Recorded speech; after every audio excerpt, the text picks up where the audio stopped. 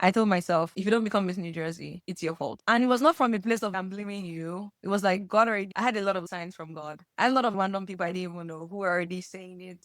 Oh, I just feel like this is your time. Like you had all this confirmation, but just because God already said, oh, I have this plan for you, does not mean it's going to happen if you don't partner together to make it happen. So I told myself, I don't care what happens, you leave it all on the table. And that even if you don't become Miss New Jersey, but if you know you let it all on the table, that also is fine. So that was like the resolve I went there with.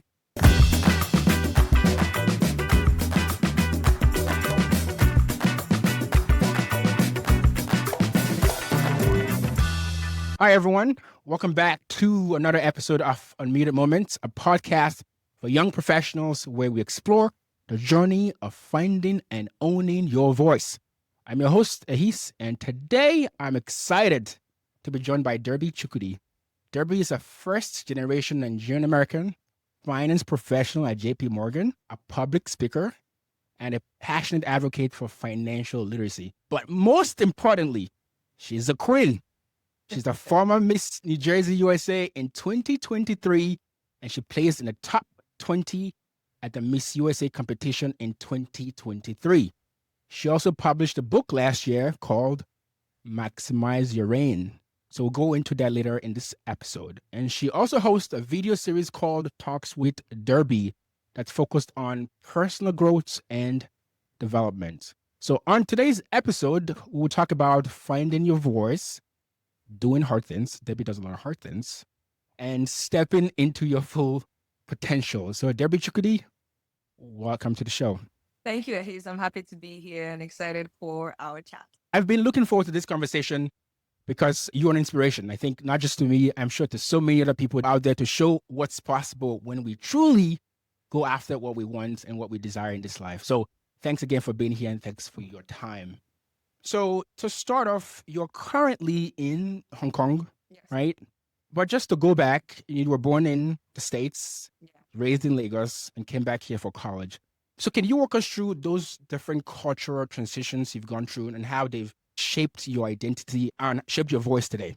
Yes. So growing up, I was born in Dallas, Texas. And I make a joke that I can't really tell you anything about Dallas, growing up in Dallas, Texas, because I was probably a few weeks old or months old when I got moved back to Nigeria with my family.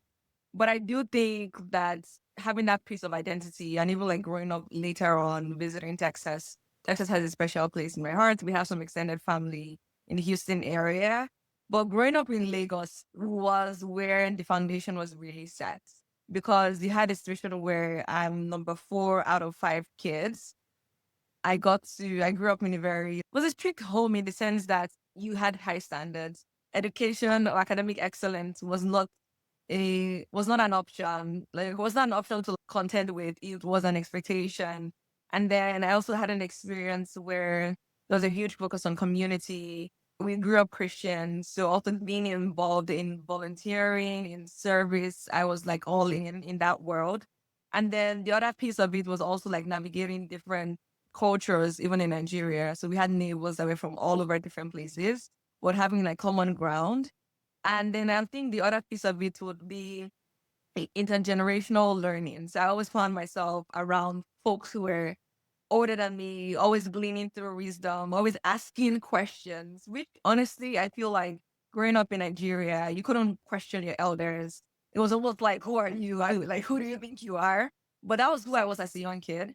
And it was more from a place of curiosity. So that was something that started from home. And then I also watched my parents. So my dad did a lot of like contract work.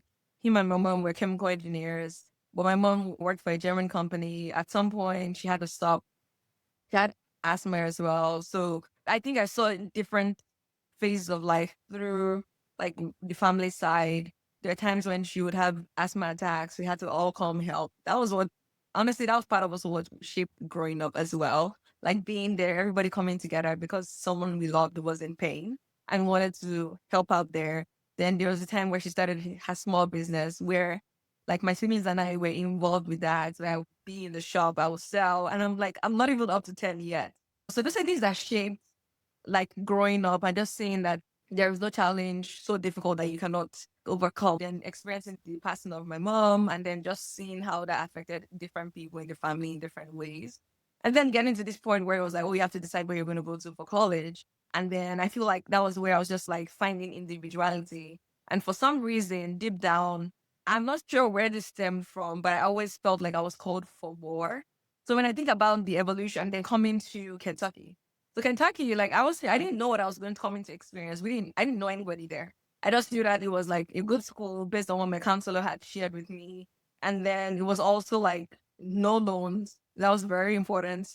Free tuition. And I was like, we'll figure out the rest there. So I think when I came to Berea, Kentucky, I really wanted to like get on with life. Oh, we're in the US and here is school. But I had a rude awakening a couple of weeks in when I just told myself, like, you can't pretend like life continues. You literally just left like Lagos, Abuja to the middle of nowhere in Kentucky. That is change. That's different. And you need to allow yourself feel that.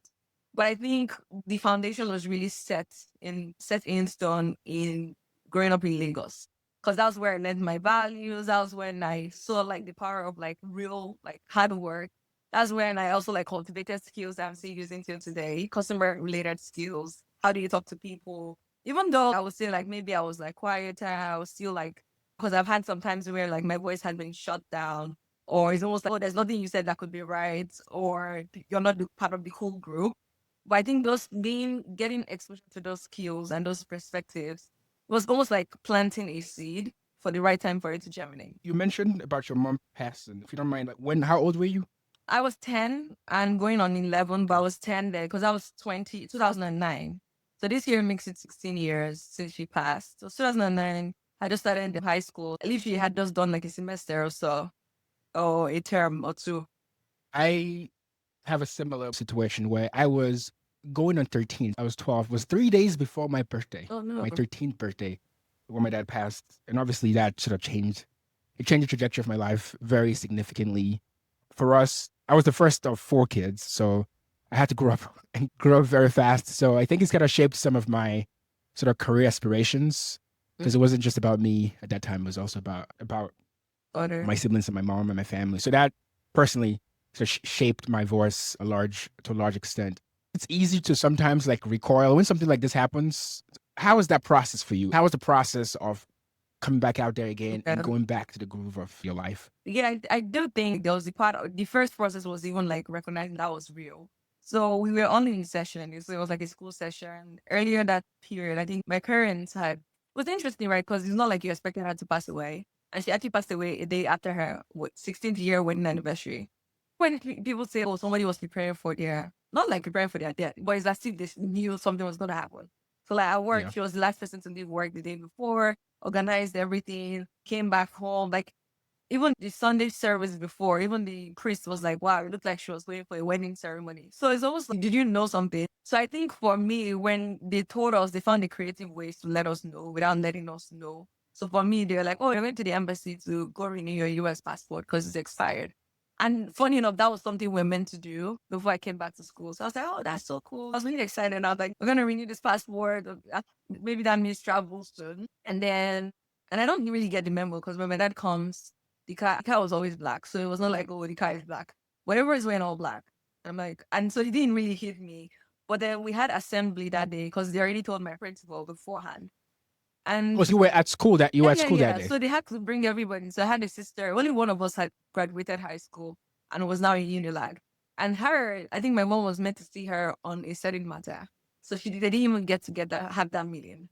So yeah, it was, I would say you would say unexpected. And then my brother was in school and then my sister was in Benin. So they had to find a taxi to get her out, get all of us back there. And I just remember like we had assembly at school and our principal, then they'll tell you, always look at the speaker when they're talking. Because even if you're daydreaming, your mind is not there, you're looking. Yeah. And seeing, looking, direct contact is the way of also hearing. Because you're going to remember. So that's how we were trained to in high school. So that was like where my mind was. Because I was just thinking, oh, I'm going home and everything. But I kept looking at this lady. And she was talking about how our parents have lived their own lives. Now is our time to live ours, to make our decisions. It didn't even dawn on me that it was me that they were talking about and everything. But I was like, whatever. So I got into the car and they're like, oh, and they break the news. And I'm like, so for me then, I was still like, it didn't seem real. And I thought this, Yeah.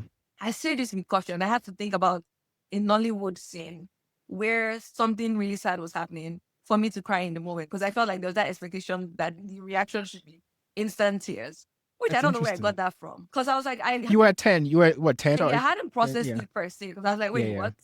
And then the more we got closer to the house, like as we get through Airport Road in Lagos, as I always say, you're seeing how obituary stuff. So before you even get into like our actual streets and everything, you're like, this is real. Then you come home and all the chairs are like black. Yo, this is real. So it took a while for it to like really like hit that wow. And I think my younger brother said something, something about like, when is mommy coming or mommy's not coming? He was 6. Something like that. I'm like, yo, like Yeah. this is like legit real. Like it's a huge loss. And there are times where, and school was actually really supportive, because sometimes you just break into tears and people are like, oh, sorry, we understand, and things like that. And I think I constantly had conversations about what my mom really want me to do. Like, how would she want me to show up? And then I think eventually those conversations evolved into she lives in you. Like, obviously, to be nice for her to be here. Like, 2023 was That's also powerful. emotional, because going to Miss USA, it was never in my cards to go to Miss. I didn't even know what Miss USA was, but every mother, your daughter is going to compete at me. Are you kidding? The whole world Yeah. cannot rest. So even in those moments, I'm like, wow, all these other contestants are talking about how like their family is supporting or their mom is doing this, and I'm like, I can't relate. And I'm obviously, I don't want to be Debbie Downer, but like I can't relate. That is not my reality. So I think the conversations went from how do you change it to a positive? How do you get the best out of this stuff? And I feel like that was what I was like, no, I can ride with this. Okay, let's go. Then it became something about she lives in me. And what are the things Powerful. that she's done? How do you continue the legacy there? So even the same thing with like her anniversary every year. Like I remember it for a good almost like 10 years, every anniversary. And that's when the whole day crying, not everything. Then you become an adult and then you realize that, oh, May 5th is a working day. Like I put Yeah, out, if you yeah. narrate the story, I just feeling some emotions here myself. Just trying to, I don't say relieve, but just some of those memories back. In my case, it was similar. I was at school. My dad typically dropped me off at school. He dropped me off at school like 8 o'clock in the morning. He typically picked me up around 4 or 5, but it was my uncle that day, Mm, not him. And then my dad had a motorbike. You know what's it called? Okada, like what those kind of kind of day? bike. That's what he used to drop me off at school. And but when my uncle came to pick me up from school, there was like a big SUV, big black SUV. We don't have anything like this. Like Yeah. we can't afford anything. Like what's going on? It was Mhm. his job. I think he's like the head of Company his car. department or something. It was his car. They brought because it was a. He actually passed away. He went to a bank to process some documents, and there was a robbery going on in there, and he wasn't aware. And he approached the place, and they thought he was law enforcement, and so that's how he passed. It was 2 days before my 13th birthday.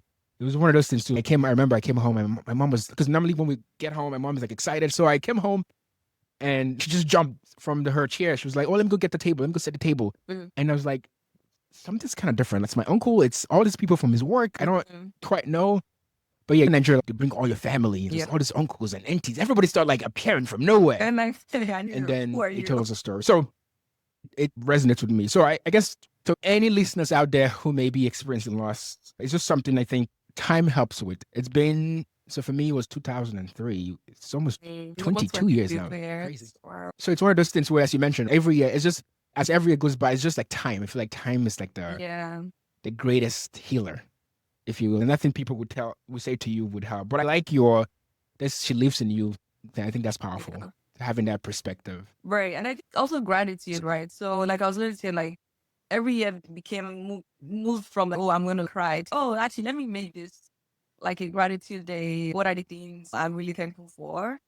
And then I think also she lives in you. Also, one thing I had to make clear, it doesn't mean you have to do the things she was doing. You just have to like Yeah. what the attributes that you really loved about her, that you saw her really be bold in, like taking those. And there happens to Yeah. be some similarities or some things that she was also doing that I'm like, oh, okay. Like now you're like the finance person of the house and things like that, you know? Yeah. Did that change you in terms of your identity, your voice, your self expression? Do you think that experience had an impact on that journey? I will, I would say yes, because there are conversations that you would love to have with her that you could no longer have. So then some of those conversations just stayed within. And I mean, part of it's also there's the part where you're just like, oh, you two don't understand. which sometimes means there are some people that truly die. There are people who have never experienced loss. I'm like, wow, must be nice. And I'm like, that's a great thing, honestly. I wish that was a real life thing. So sometimes they're just like, oh, they don't understand, they can't understand this. And sometimes there are people that will understand if you give them the chance. So I feel there's some periods of time where it was just like, oh, more walls, or oh, I don't want, like, how are you gonna have the best interest in me? You're not my mother, that kind of thing. So yeah, definitely Yeah. navigated some of those areas. But then I feel like as I grow up every single year, is just realizing that okay, there are people who want to be there. And also that's something I had to learn to, like, God has also given you like mother figures along the way. Whether that's somebody, a mentor at work who's listen, there's a lot I see in you. It has nothing to do with your work actually, or even people that you encounter with. So that's something I had to open my eyes and see, hey, yes, your biological mother may not be here, but there are other people who are God is placing in your life to play those roles that you need, because God knows what you need. And it's unfair to be like, oh, you're not going to have a mother. That's where Yeah. you want. But then, yeah, he's blessing those people. So how do you open your eyes to see and actually give people a chance? So I feel like that stuff I had to navigate, because that would now Okay. influence Yeah. how I express myself and share or not share, like finding like my unique voice. Yeah. Yeah. But that's such a blessing, yeah, to have people who you trust enough to be able to play that role, give whether it's advice or anything that can help with in that situation. Let's fast forward to college. Yeah. Now, obviously, you were born in the States, as you mentioned, but you never I really didn't grew grow up up in the here. States. So, how was that transition when you got off the plane in Lexington, Kentucky, on that drive to Berea, Kentucky? What was Yeah. going through your mind? So before Lexington, Kentucky, I actually landed in Illinois. I stayed Okay. with a family friend for I think a couple of Oh, okay. days, and Okay. then I Okay. Okay. actually flew into Lexington eventually. I do think I remember having this conversation with my dad, because my dad was like, "Oh, Harvard or nothing," and it was a thing of, first of all, let's revisit the standard. Like I'm all about like high standards, but like after all the work, because I put in so much work to study for the SATs, to put my applications together, and I was part of Education USA. So getting the support from them, but doing a lot of the work on my own, to be honest, that was a lot. I'm like, for a 16-year-old who just graduated, then I was 15, who just graduated high school, that's a lot. And I told my dad, and this is where I find like the uniqueness of my voice, because now I reflect back, I'm like, who gave you the audacity? And it was not like a rude audacity being like, rude to your elders. It was like a silent, confident, but also strong, assertive voice. Because I remember he was like, Harvard or nothing. I said, Berea, Kentucky is closer to Massachusetts than Abuja, Nigeria, number one. And number two, after all this hard work I've put in the past year, what makes you think I'm going to work harder just to go to Harvard? I don't know where that audacity came from, but that was literally what I said. And he was like, speechless. And then the last one I said to him was, I think it's Proverbs 22, verse 9, or 29. That says, train up a child in the way he should grow. And when they grow up, they When will they depart from it. And I apart said, from if it. you want to test to see if you've trained me up, here's the opportunity. That's powerful that even at that age you were able to have such a conversation, because just thinking about a lot of sort of African homes, it's something like a kid or a child usually like you're not supposed to, Yeah, as you said, have a view or be able to challenge something. If your dad says something, that's like the that's rule what of the goes. land. That's Exactly. what goes. So Yeah. But that was like, I think that was very interesting, right? So with that thought process, I didn't think too much about Berea, Kentucky. I probably looked at a picture or two. But then I was yeah, just, I guess I was open mind. You're going to school, you're not paying for school. What else would you ask for? So I came with that mindset of, I was really open. I didn't really think too much about, oh, it's Kentucky, or you don't see Nigerians go here, and a bunch of other things. So for me, like, I was excited to see what this new life was going to bring. And I just remember it was the first week of school. Everybody's nice. I'm like, oh, everybody's nice. And I remember God, because when I tell my story, I cannot discount the role of relationship with God, obeying God's instructions. And I tell people, like, I know you may want me to say something encouraging. If I miss that part of it, I'm telling a lie. Because God literally had called me to the side and say, listen, I know everybody's being nice. Don't forget how you came. Like, you're here on the wings of mercy. Like, I didn't have the highest SAT score. And I remember even when I checked my SAT score, because I studied so hard. And it was not about like how hard you study, but like being smart with the techniques and whatever. I was even teaching people SAT. And their scores would increase. Mine was decreasing. I didn't know what was going on. And I remember looking at my score one time and I'm like, oh my God, so the dream of America, like the idea of going to America is not going to happen. So God kind of like first week in the US at Berea College, don't forget how you came. Like I pretty much sent you here, whatever that looks like. And then eventually I quickly realized that you need people. So that's when I started meeting people in my class, trying to like forge acquaintances. Let's say that, to just start helping navigating. And then I started connecting like my interests to the things I was doing. So I feel like doing that kind of made it feel less daunting and overwhelming. Oh my God, like culture shock. I don't know anybody Yeah. here. I had no like family nearby. And it was like a day, like one day at a time. And then the more I do things, for some reason, all the groups I joined in Korea had the travel element, like black music ensemble. My first spring break was in LA because went to Hollywood. Then I did like the Black Cultural Center. They had a retreat that was in Tennessee. So that was also opening my horizon. Oh, there's more. Because 3 weeks into Korea, I was like, is this it? This is the American dream everybody's killing themselves for. I was already bored. I was like, something has to shift. Something has to be different. So that's like how I navigated my experience. But then I had to realize you can't rush this process. You're in transition. So it's actually interesting because I took cues from my transition from Nigeria to Kentucky when I moved from the US to Hong Kong. I'm like, calm down, relax. Don't try to like act, oh, you're back in another week in New York, but you're in Hong Kong. So no, give yourself time. It's okay if you don't like your place. If okay if you think that's annoying, feel all the feels as you go. Yeah, that's key. So if I'm hearing correctly, essentially don't rush it. Like Yeah. feel all the different parts of that experience, ups and downs. And as we talk about Bray, I was reading as part of my research for this interview, or prepping for this interview. I was looking at the Afro Vibes. Shout out Yeah. to AfroVibes.com website. And you did 2 interviews with them. I think one was in college, and one was after college.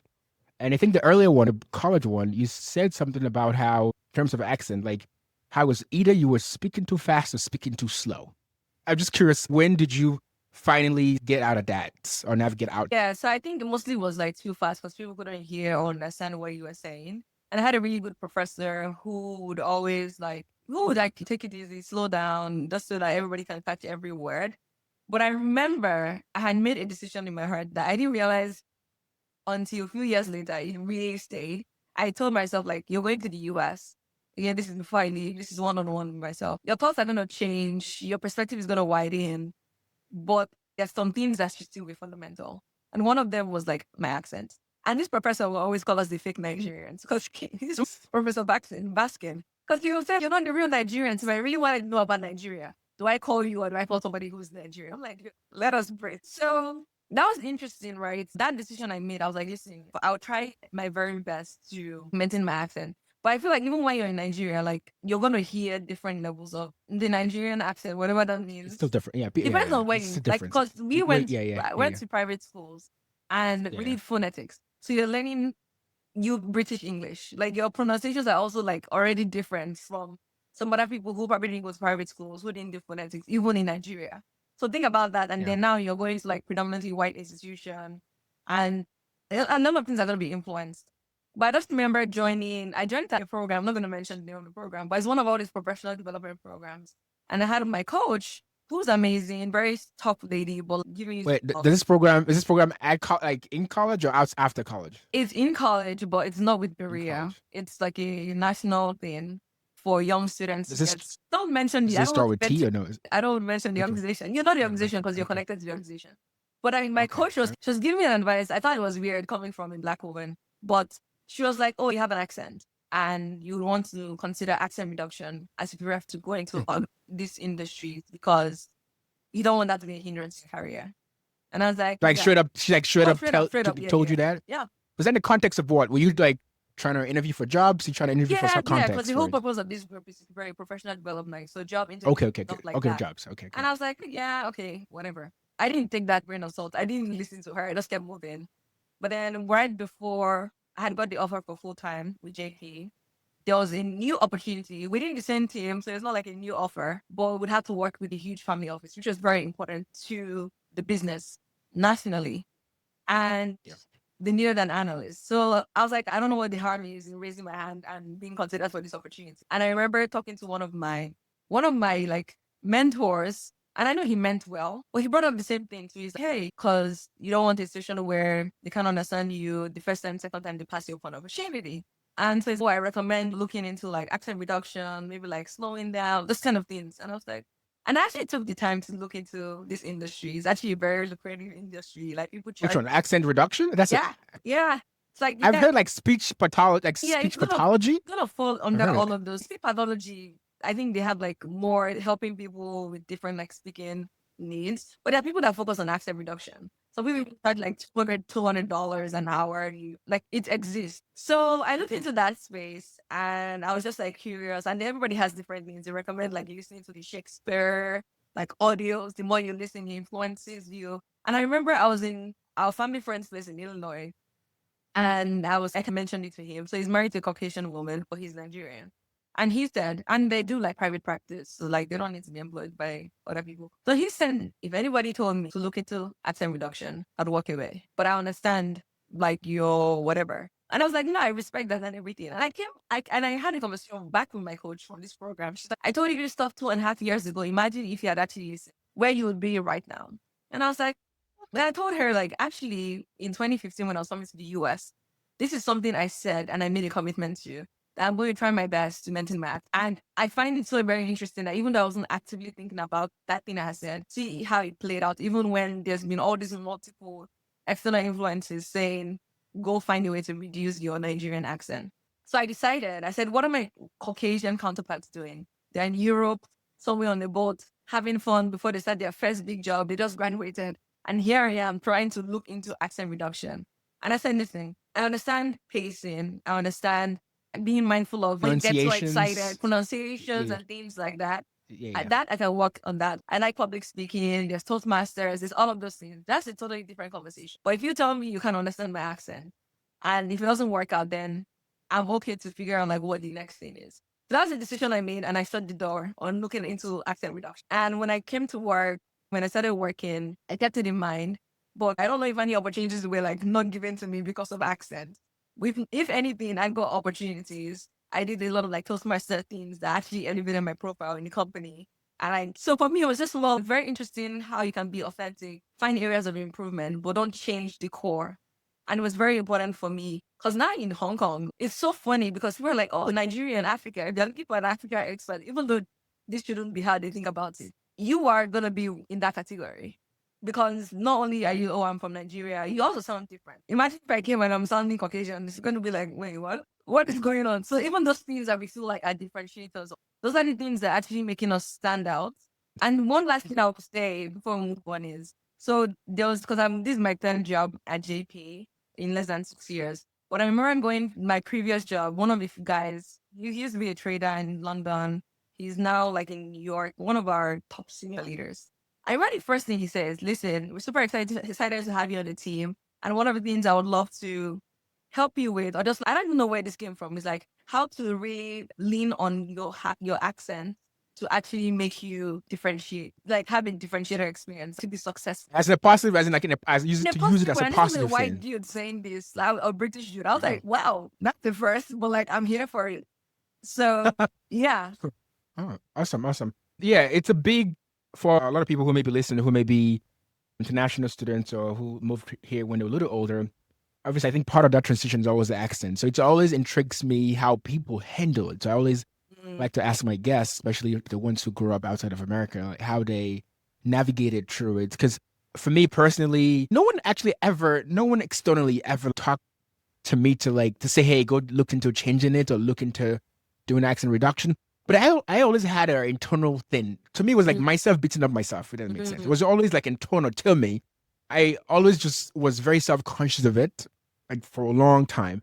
And so even if nobody ever stopped me or had a conversation along those lines with me, but it's something that I had to go through on my own. I had to come out of on my own. And I think it was probably until I started working in a corporate setting, right? It's easy when you're a student to also Yeah. be around your little circles, your little group, the African Yeah. Student Association or whatever. But when you go out there after college and you get your first job, at that Yeah. point, you're exposed to people from all over the place and you have to deal with clients, coworkers, managers, bosses, and all that. So I think it was, even then too, there was also some things I had to go through. But I think it was not until then I started gaining comfort, even if it was even making client, or even calling clients. And that's like I had to, in my first job, I had to call clients, and it was always a struggle to get on the phone, call them. It was always a struggle, but as I kept doing it, as I kept doing it, it started getting comfortable and comfortable. Mm-hmm. And that's one of the lessons I'm hoping listeners get from this show is that even when you are scared about doing something,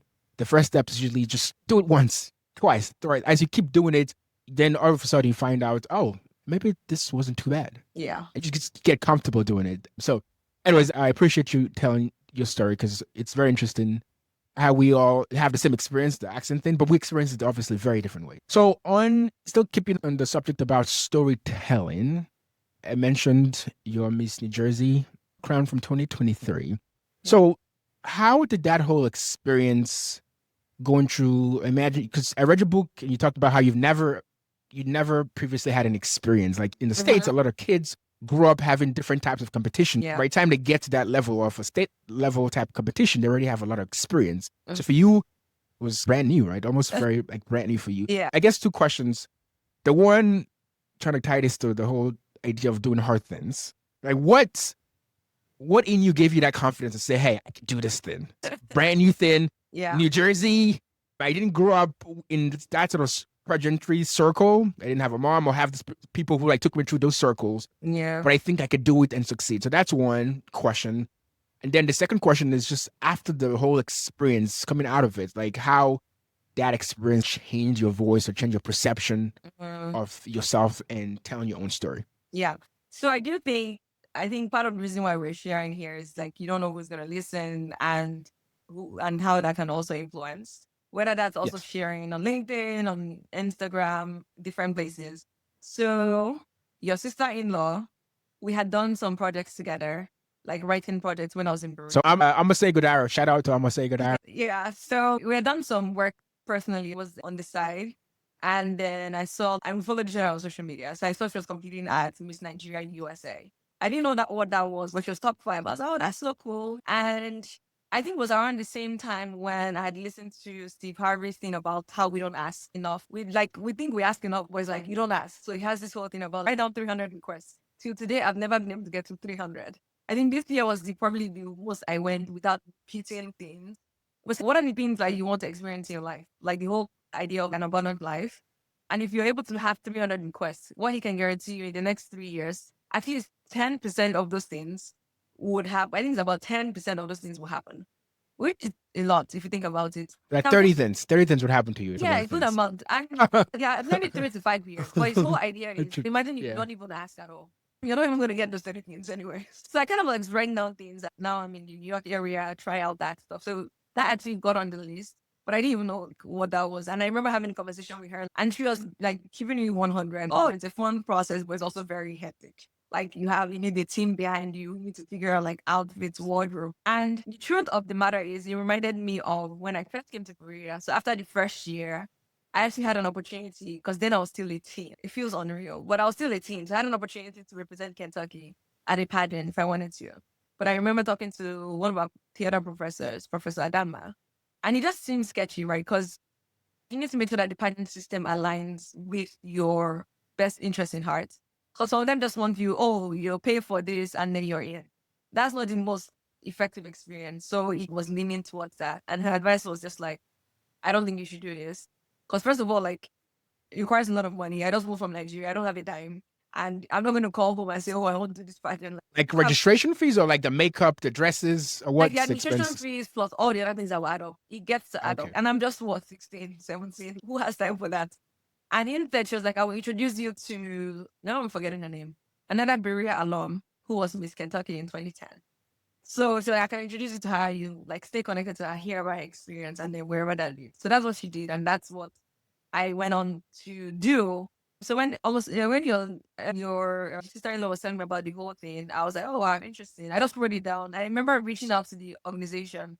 First of all, they were not responsive, and they was like, oh, we don't have a date yet. I was like, okay, whatever. But through my research, I came across Miss New York USA, and I was like, it looks like it's the same thing in just different organizations. So I put in an application, and I forgot about it. This was 2019.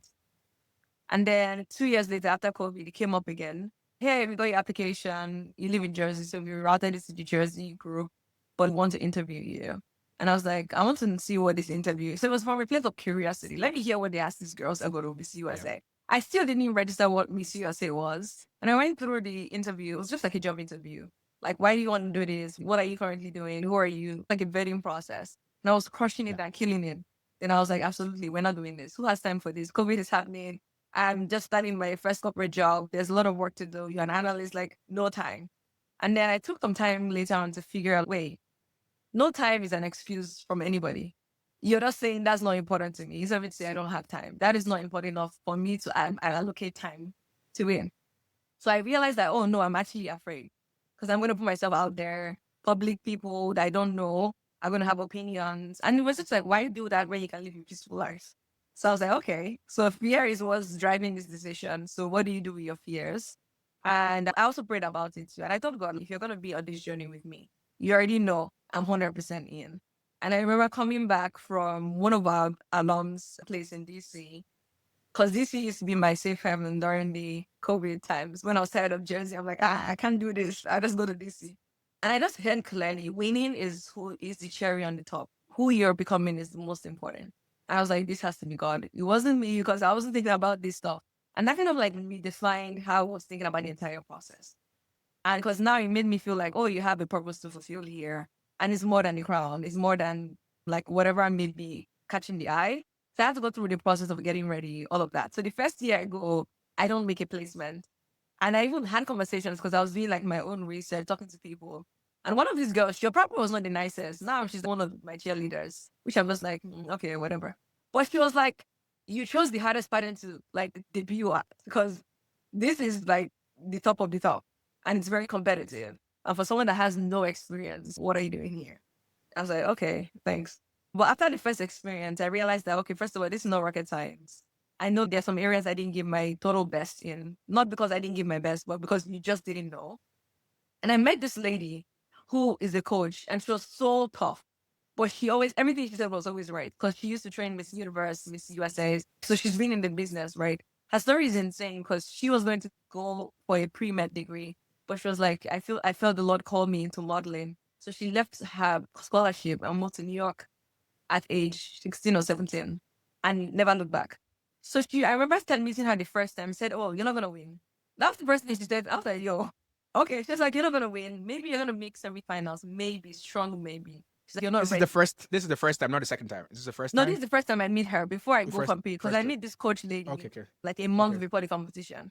She's like, you're not ready yet. You just need to go see what it's about. And she's like, you work on Wall Street. There's no reason why anybody should intimidate you. Just go and see what the experience is about. Then one of our last meetings, she said, Miss Universe needs you. When you're ready to become Miss Universe, come back to me. And I was looking at her like crazy. Wait, what? Me? Wow. Who am I? But people like that were part of why I felt like, oh, you can do this. So I took a break after I didn't place and everything. I took a break the next year. And I remember talking to her like, hey, I want to think about strategy of how to like approach. I know like I'm not meant to compete this year. And part of it was just too soon. It wasn't ready. If you're not going to do something different, then don't go for it because you already Yeah. know the outcome. And then she was like, well, I think you should do another pageant for practice. This is like sports. You can't lose your time. You need to put in some reps in and everything. So we're not looking to win, just so you're clear. I'm just looking to She get you. sounds like a real one. No, she's not. No, yes, she's serious. It's like the goal is not to win here. The goal is just to Yeah. get you in that space so you get to see. So initially I was like, nope, I had to take 3 days off work. I was like, absolutely not. I'm not gonna be using my vacation days for more work. And last minute, a month before, she was like, I really think you should do this. And I was like, you know what? Sure, let's do it. So in 1 month, I like prepare everything, go to Georgia, and it ends up being a very good experience. And it ends up being the pageant that the Miss USA that year. That was like the only pageant she judged. And I was like, what are the odds that, so there's all these signs, what are the odds that this is the only pageant that she's judging? And that's the one I decided to go for. And everybody in the audience, they're like a cloud of weaknesses because everybody was like, oh my God, you need to be at Miss USA. Because I ended up second runner up. And even the lady saw me afterwards. She was like, didn't I tell you that you're going to kill it? Because she would say things like, unless you do something really crazy on stage, like minimum, bare minimum, you make semifinals. But like, you can win this thing. So she would literally say, you literally can win this thing. Even when I wasn't even thinking about winning. And then she was like, oh, let's get ready. Now time for Jersey. And I was like, girl, no, leave me alone. And it was not until the January Miss Universe 2023 competition in January of the same year that I won, I watched this whole thing and I was like, wait, this is not rocket science. Because the other thing I didn't mention I did was I looked at my experience in 2021. I said, what did you like about this experience? Like, I was like, oh, I could see myself as a judge, as a host. I'm like, okay, let's take the judging piece. Let's put together like a one pager. Let's reach out to over 50, probably 100 pageant systems in the country and let them know you want to be part of their judging panel. And I was like, obviously, I don't have any pageant experience, but the judges don't need to have pageant experience.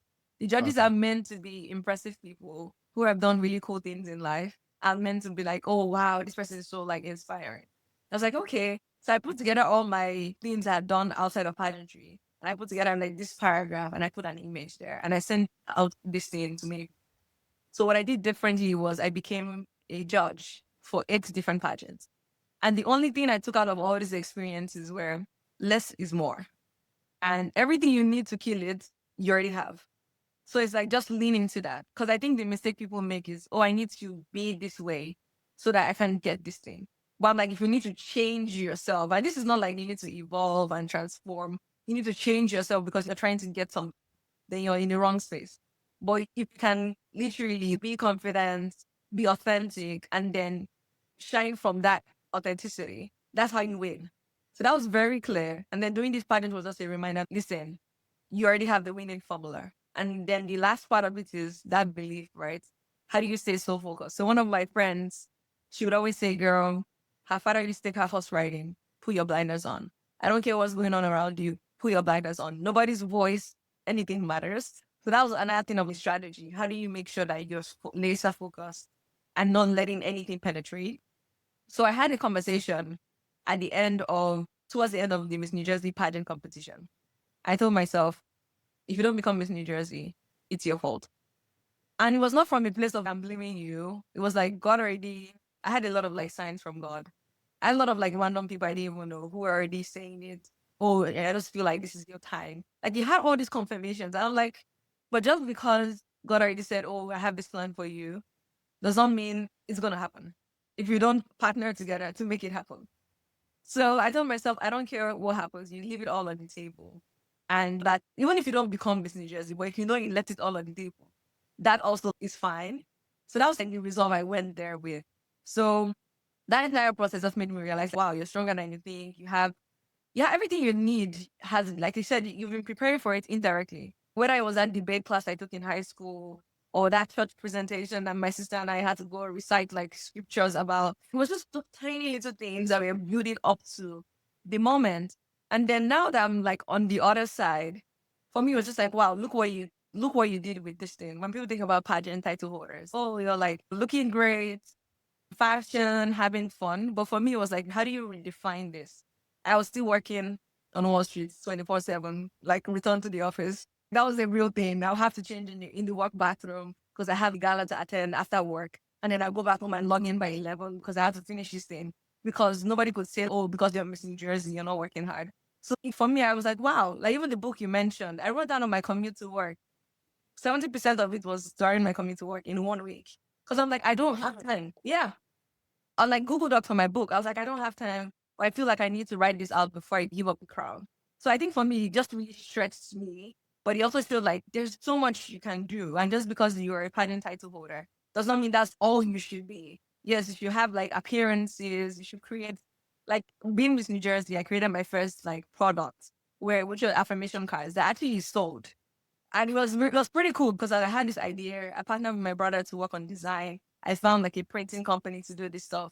And then I actually sold this and made whatever cost of production it took to create. I So was you like, broke even? yeah, broke even. And actually didn't sell everything because of like limited time. So like even made profit, broke even and made some profit, even with selling only 50%. So I was like, even your business there and then writing the book, like so many things. So for me, I was just like, wow, look what you really redefine what pageantry looks like. And even going to Miss USA, not like I didn't really do anything special. Yes, I prepared, I practiced, and all of that. But from a look standpoint, now you have a lot of people who are like fillers, Botox, all of those things. I was like, absolutely not. Even my nails are like natural nails. And like my hair was like my ponytail Afro kinky. Because I was like, this is who I am. So if I'm going to go to Miss USA, obviously you want to look great and polished, but you want to still be authentic because this is real, and even and that way you look like you look behind and you're like, wow, I did all these things while still being authentic. I didn't have to alter myself because I wanted to be Miss USA. And then even getting to Miss USA, I realized that I don't need to be Miss USA. I'm already doing stuff already, even without the title. And then now, coming out of that world a year later, it's like business as usual, like the same things you were doing. The title was great because it gave you like more reach, it puts you in front of more people. But it's like it doesn't end. Like whatever motivational thing you were doing, whatever challenges you were taking on, you just keep building on that momentum. And I feel like that's what really differentiates people. Because if you're only doing things for that moment in time, then you miss Yeah. the point. Because all those tiny moments that build up for the moment in time, they don't happen just instantly. They happen like every single day. That's why people tell you like your habits every single day will determine where you're going. You can't say, oh, I want to be really fit if every single day you're not doing like an exercise. Because like you can already see where you're going. So that's like how I view. You just described the purpose of this show, Unmuted Moments. It's about those different moments, right? It's rarely like a one-time thing, right? It's a process that we all have to go through, and there's several moments. And I think part of it too is recognizing those moments. We're trying to shed a light on some of those moments that help us shape our voice and make us who we are today. You talk a lot about authenticity in your process. So as you look back to say just the state level, like Miss New Jersey for 2023, would you say was that your differentiating factor, or if there was one factor you could say that sort of put you at the top, was Yeah. that the authenticity, or what was that factor? Yeah, I think it was. So I think it was authenticity for sure. But then even when you think about the pageant space, you have to be prepared. You're not meant to be thinking that pageant weekend. The only time you probably should think is when you're having the interview conversation with the judges. But even at that, you shouldn't feel like I'm thinking about what you're asking me because they're asking you stuff about yourself. So it's like a conversation with friends. But then you're not Yeah. going to exude that, oh, this is my friend I'm having a conversation with if you're not authentic. So I feel like because I've sat in interview rooms where girls are interviewing and they want to put up this facade. Oh, if they're not the super bubbly type, they're trying to be bubbly and it's just cringe. It's just be yourself and own that self. That's something I learned. I was like, I don't need to be the coolest by definition of the word person. I just need to be me. And if me is inspirational, I always drop in a quote in there or might drop moment. That's me. That's me on a daily Yeah. basis when I talk to myself in front of the mirror, when I'm talking with my friends. So I think that was a differentiating factor. And one of the ladies, she was a former Miss New Jersey from the 90s. She had interacted with me earlier when I was trying to get my room key. And she asked me what my name was. I was like, Derby. I said, Derby, tell me about the story behind Derby. I was like, I don't really think there's a lot of story. There's no major story behind. It's actually meant to be the short form of Deborah. Somebody made a mistake. I wrote Derby instead of Debbie. But I take the meaning of Deborah in the Bible, who is like leader, warrior, that kind of stuff. And she was like, oh my God, wow. Actually, I did not know this. This is Yeah, interesting. I did not know this myself. right. I think Derby, you think about Kentucky Derby. That's the thing. That's how you know that nothing just happens because you think it's a mistake. But tell me why three of the schools I applied to were in Kentucky when I had no relationship with Kentucky. I'd never been to Kentucky. Like now I'm just like, wait, what? But things just align. And this same lady, she sees me after I win, and she's like, when I spoke to you, I knew you were the one. And this is out of 120 girls. How do you even know I'm the one? But I think it's that authentic. You're just being yourself, and you're not trying hard at it. I think that's the difference, right? Some people can do the same thing, but they're like working overtime to do it. But you're just, yeah. Yeah. Thank you. Thank you for sharing. I think, as I said, or as we said, authenticity in finding your voice, it's a big part of the equation. I think it just makes you more comfortable, right? You don't have to, You don't have to because work. trying too hard sometimes that itself is It's very work. stressful. And sometimes Stressful. that stress brings a lot of negative energy. Right. And then it's just like a heavy weight. Oh, I don't want to do this thing. Yeah. It's too much. So we encourage, part of this process or part of the show is helping people get comfortable that you are enough. A lot of times, all the different experiences, like you mentioned, all the different experiences, whether it was practicing at church, a lot of times we have all the ingredients sometimes. It's just seeing it. Sometimes it's just like how to see that potential in you. And sometimes it takes somebody, like you mentioned, that coach, it seemed like she like knew everything. She was able to predict what you were going to rank as. Like sometimes it takes somebody like that to point it out to you and say, hey, I think you'd be good at this thing, or I think you should go that way. But obviously, you also have sometimes distractors too who tell you can't do something that you can. Right? In my journey, I've seen or I've benefited from people who have believed in me and say, I think you could do this thing. And it's motivating me. Oh, especially from people who you admire. You're like, oh, they know what they're doing. They tell you, oh, you can, oh, you think You're I like, can do this? Oh, okay. motivation. Yeah. So I want to transition to mentorship, the role of mentorship. Your book, I think with the forward, your ex-boss or manager Yes, wrote yes. the forward to your book. You know? So how did you navigate trying to one, get the buy-in of your manager or your team as you prepared for this process? Because I imagine you needed some extra time. You needed some more flexibility, perhaps Yeah. during this time. Yeah. Like, how do you navigate telling them or expressing to them this goal or this dream of yours, and Yeah. working with them to ensure, like, you still essentially did what you were supposed to do or met your own end of the bargain? I do think, like we said again, it all goes back to nothing just happens, even with this one. So obviously working in the bank, you have expectations. And the first time I competed was in 2021.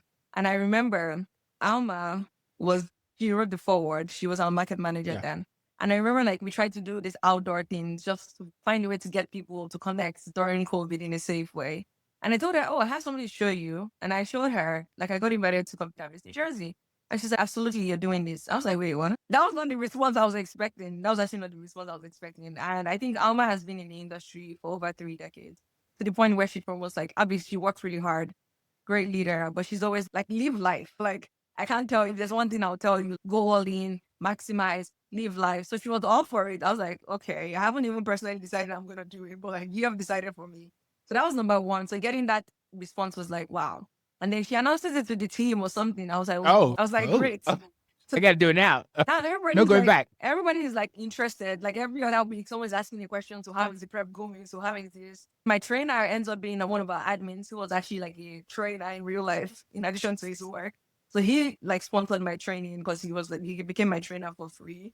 Oh, I gave wow. him a hard time. So I started seeing all of these things to a point where we're doing like people's choice. I remember one of our bankers, his client gave him chocolates from like Italy or somewhere. And usually we just have all these things in the office, anybody can pick. No, they changed. They said, no, we are fundraising to do people's choice for Derby. So it was very interesting. I was like, but I feel like what got you to that point, obviously, people only do that for people that they like or they believe in. Yeah, yeah. And then the team also was like a well-seasoned team. They'd seen different generations of people. So that was one. Well, number two, even since I was an intern, because I interned on that team, was this person is different. I don't know what's with this person, but she's a different person. The way she pulls off, the way she like shows up, she like navigates stuff like positive, optimistic. I remember one of my managers saying, you approach every day as a fresh start. Like it's evident. So even if yesterday was a shitty day, you still come in like it's a new day. What can we make happen? And I was actually committed to doing my work too. So that was the thing, right? The first year of working, I didn't do any extracurricular. It was actually my managers. I said, oh, we think you should do the analyst council. You think you'll be a good representative for the team. And they never had somebody from the team. And I did that intentionally because my default is to, oh, yes, I'm happy to do that. But I was like, no, use this 1 year, build trust, learn the business, like work on your delivery times. Just show these folks that if you need somebody you can count on, they can count on you. And then once you get that from different people, then you can that becomes leverage. So that was like my approach, and it worked out really well because people knew I'm like, and part of it's also language, like what you tell people. I'm committed to being in part of this business. I'm committed to be here. Sometimes you may not believe it or you may not mean it, but that goes a long way because that's what they hear and they see your actions. So when it came to actually winning Miss New Jersey, because the first time I didn't win, it was like, and work stuff didn't get interrupted. We're also like remote. So you have more flexibility. I can stay up later, like 3 a.m. You're just going to roll out of bed and work. Like it works out. But sometimes when I went to see that Okay. coach, he was in Harlem. So it was like, I would go at 5 a.m. and come back like 7:30 because we need to get on the morning call at 8. So we're still doing like hard work. But going to and the pageant in 2022 that the lady recommended, that was my vacation days. So it was not like work interrupting. It was like I had to take time off on my own vacation days to do that stuff as well. And that was actually interesting because it coincided with a high profile like meeting I was organizing, like a town hall for our division. So I got delegated to get that done. And I was like, wow, such a perfect timing with this other thing. But I had to make sure that was like done totally, completely, and then take time off. So I feel like in all those moments, it was almost like, guys, the work will not fall backward. The work will not fall backward. And there were multiple, like to the moments where people knew that, oh, Derby was always doing something. Maybe she's taking a course. Maybe she's doing this. Like it was like the defaults. Like that is Derby The and it trust. never affected. There was trust. Yeah, yeah. You Exactly. trusted, yes. And they'd seen that track record. So when 2023 came, even when I was going for New Jersey, I didn't tell any. The first time it was like, oh, my whole team. Now I was on a different team, but I was still connected with my old team and what even more people. I didn't tell anybody. It was like rocket science. People knew one or two people, not as many people. And then I won. And I was like, holy cow, this is crazy. And then I text my global head, I'm going to USA. I'm like, oh, actually, I just became Miss New Jersey and it's low. Now it's blown up, but then it's like you have all this leverage you've built up in the past 4 years, and they're not going to tell you not to take the opportunity. It doesn't compete with the business activities. But then it's like, how do we make sure you're maximizing this, but you also recognize that we're still paying you anyway? So, yeah. So that was a conversation. So it was more like, listen, and again, like I said, language, I would say things, listen, I'm committed to the business. Yes, this is a great opportunity, but work is first. Like, just you can count on me for that. And there are times I needed time off, which was also back to my official time off anyway. So it's just a matter of communicating that going to Miss USA itself required actual time off. So putting things in place so that the team could keep operating when I was not there. Those are the things I took on myself. And that was not easy. But I was like, it's the least you can do just to ensure that things keep going smoothly. And then when people see like you wrote the book, because the book was like, it was a real thing. People saw it in like in hard copy at work. They're like, oh, Yeah, I got this is really. crazy. Let me show the good people over there who, if you're watching on Yeah. YouTube, this is the book. It's called Maximize Your Reign. Yeah. So Get it your was copy. kind I of got this like, from Amazon. yeah. So it was, wow, this is real life. And people wanted to be part of that journey because it was like, wow, this is JP Morgan. I felt JP Morgan because every time any interview I would do, like, had JP Morgan there too. So it was like they So you kind of, were essentially giving them some free PR too. exactly. So it was like they were invested too. That's awesome. That's a blessing that you had such a sort of supportive team. But you also did the work, right, to develop that brand. This conversation could keep going. I feel like we could keep going for hours and hours. But as we wrap up here, my final question would be, if there's a person who's listening to this that's preparing for a big interview or a big presentation or some big life decision, and they're having a lot of self-doubt, doubting if they're the right person for this thing, doubting if they should even try this thing at all, what's your advice in such a situation? So I think the first thing would be the acronym TRY that I came up with when I was first going for Miss New Jersey. And that's testing realities for yourself. Because most times when you tell yourself like, oh, I can't, it's like, I can't do this thing, but who told you that? So really engaging. I feel like sometimes we just are passive participants in life. We don't really engage. Oh, they say only people that go to a certain institution can be successful here. Who said? Why did they say that? How true is it? Like really engaging and asking, because the more you ask those questions, you realize that, oh no, this is somebody's opinion that has traveled so far. So that's number one. And number two is that you're not going to know if you try, if you don't try. And what's the worst that could happen? I feel like for me, no matter what decision I want to make, even when I was deciding on Asia, I was like, what is the downside? And I came up with the answer that there's no downside. There's really no downside. At the end of the day, like you come out stronger, you come out better, you come out like learning a lesson. Even if you don't get the opportunity, now you know what the interview looks like. Now you know what people in that institution, how they operate in some capacity. So those are the kind of things I will say. But then the other piece of it is remind yourself where you're coming from. The people who don't know their history are the ones who would end up like getting lost along the way, because your history, why you don't want to dwell on the past, is meant to be like a roadmap for the future. Because your history tells you where you're coming from, which is where like culture, ancestors, like lineages, that's why those things are important. So if you don't know your descendant, your ancestors are of royalty heritage, you may walk around moving around like a slave, but just because you don't know, not because you're a slave. It's the same thing. So look back and say, what are the things you have actually done? What are the things, like the reason why we have milestones? They are not just only, oh my God, this was such a milestone moment. They're meant to be monument for you to go back to.